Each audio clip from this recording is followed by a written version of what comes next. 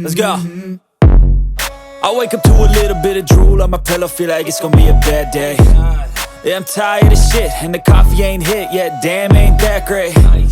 I don't wanna go to work, cause my boss is a jerk, and I'm not.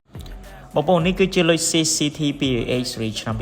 2011វាចាស់តែឆ្នាំទេប៉ុន្តែវានៅតែជាប្រភេទរថយន្តលុយ Series សុទ្ធសាធនិងមានការពេញនិយមជាងនៅក្នុងប្រទេសកម្ពុជាយើងដោយវាត្រូវបាន design មកជាប្រភេទ hatchback វាបានបំពាក់មកជាមួយនឹងទ្វារ4កៅអី5ប្រោះ blade CVT ម៉ាស៊ីន hybrid V4 1.8 លីត្រដែលផលិតកម្លាំងខ្សែបាន139 horsepower និងដំណាក់កាលដំពងមកគឺ front wheel drive បងប្អូន CCTPH នេះវាបានបំពាក់មកជាមួយនឹង daytime running light auto delay of headlamp dark sensing headlamp វាមានកាមេរ៉ាមើលក្រោយវាមាន smart key USB connection អត់មាននៅ blind spot ហើយក៏អត់មាន slide counter ដែរតែ interior របស់វាខាងក្នុងហ្នឹងមើលទៅមានលក្ខណៈ luxury វាមានចង្កូតស្បែកដំបូលបើអេក្រង់របស់វាហ្នឹងគឺយើងប្រើម៉ៅអត់ប្រើនៅទីប្រភេទ touch screen ទេមកពាក់មកជាមួយនឹងរង្វង់កង់17 inch និងរបៀបនៃការបើកបររបស់វាហ្នឹងគឺមាន3របៀបបាទគឺមានប្រភេទ normal eco និងប្រភេទ sport បងប្អូនវាមានបំពាក់មកជាមួយនឹង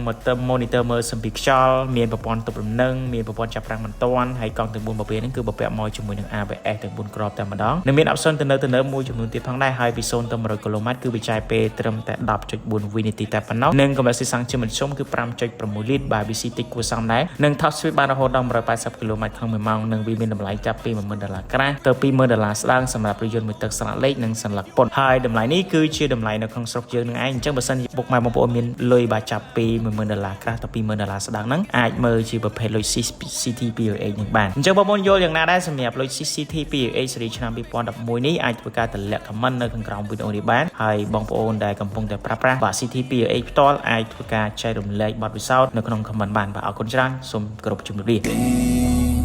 But what you gonna do for it? How you gonna move for it? What you gonna be?